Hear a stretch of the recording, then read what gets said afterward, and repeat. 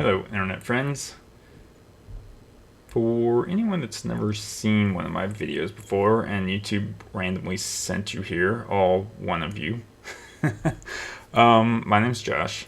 I'm building a RV-14 airplane, and my goal is to build at least 1 hour per day. Sometimes I do more than that, sometimes I do less than that. It really depends on my work schedule and kids schedule and all that. But I work from home, so I set my own schedule. In fact, you see me working right now. So this is about 7 o'clock. I worked all day, kind of tired, didn't really want to come out and work on the airplane. And a customer called me earlier and said something was broke, so I filed a support ticket. And support finally got back to me about 4 o'clock and wanted to open the case. And so opened the case, got on the support call, worked the issue. That guy ended the shift, switched to a different support engineer. And because at work we do a follow the sun support model. So it starts in like the east coast of the United States, then goes to the west coast, and then it goes to Australia, and then it goes to India, and then it goes to Amsterdam, and then it goes to UK, and it comes back to east. So basically you keep getting handed off eventually to someone that's starting their shift, so you can work the case as long as you want. So I figured, why not just work the case myself tonight, so that way it's already solved by the time my customer gets up in the morning and they just log in, everything works, and they're happy, right? That's how I get paid, is by making customers happy. Usually that's how you get paid. You make your customers happy, and then they give you money. That's been my experience of how that works. So if anyone has a different way they know of where, people just give you money for free, I would like to do that. I would be interested in that. I hear that's called the lottery. I also live in Vegas, but I don't think people give you money for free in Vegas. You just either stumble into it or you just lose a lot of money. And you know what? I haven't actually ever gambled. That's a story for another time. I grew up Mormon, so I never gambled, and now I live in Vegas, and I'm not Mormon, and I'm like, I should go play, I don't know, what's the intro game to play? Nah, I don't know anything about gambling. But anyway, I know a lot about turning money into 100 low-lead and burning holes in the sky. I would rather do that than play poker or whatever, so maybe I better not go over there. Anyway, so yeah, I finished the sport case while I was deburring. So yay, playing, wait, no, I'm still deburring. I should pay attention to what the video is doing.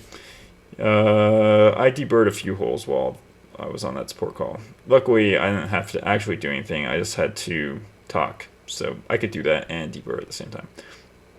And that skin's so shiny. Look at that skin. It's like a mirror. That's amazing. Now it's only going to look for that. It's only going to look like that for a while. Until I scuff it all up. Just moving it around probably, but we'll see. And I have special paint plans for this, so eventually it will look super cool. Anyway, if you're wondering, can I actually build an airplane? Well, yeah, you can, because look at me. I'm super lazy. I'm a lazy engineer. And what I mean by that is I'm going to figure out the laziest way to do something that's also the easiest way to do something, so I never have to do it again. Now, that's not the same as half-assing something. It's how can I make this the simplest thing possible so it's easy for someone else to do.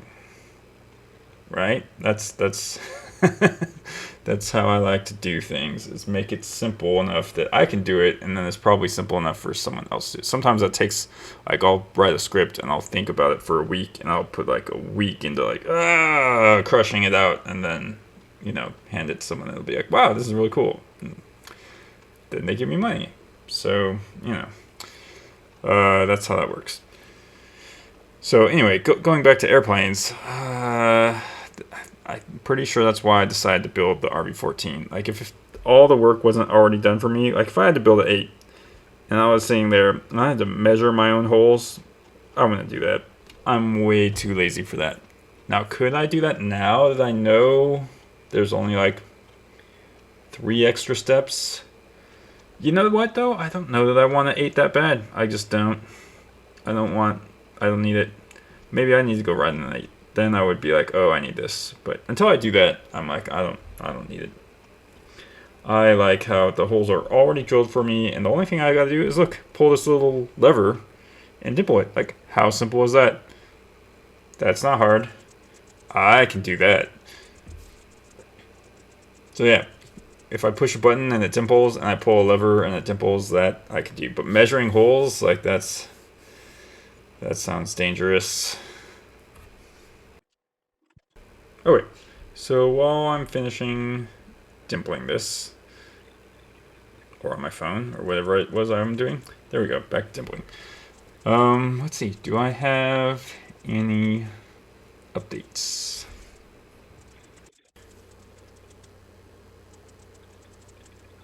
Okay, so here's an update. So I've been thinking about my fuel system. I think what I'm gonna do is get another fuel filter and put the fuel filters in the wings under access panels. So I don't have the wings, so I'm gonna have to read the wing plans to figure out where these are going. But the option I have today is put it in the fuel tunnel, or the tunnel there, which has a lack of space. Or put it in the wing somewhere before it gets to the fuel pump. Then the issue is, how do I design it for serviceability so I can eventually open it and check the fuel filter, because that's going to be a thing that I might need to do. I guess I need to read the manual on that too and see what the serviceable maintenance period is on that. Do you ever check them, or do you only check them when there's a problem? So yeah, but if I put them in the wings, then I have more space in the tunnel. More space in the tunnel means I can run wires in there. So that's a thing that needs to happen. So anyway, that's my thoughts for today. And look at these skins. Aren't they so pretty? Like, I just like them. It looks like an airplane. Kind of looks like a mirror, but it also looks like an airplane, like polished aluminum.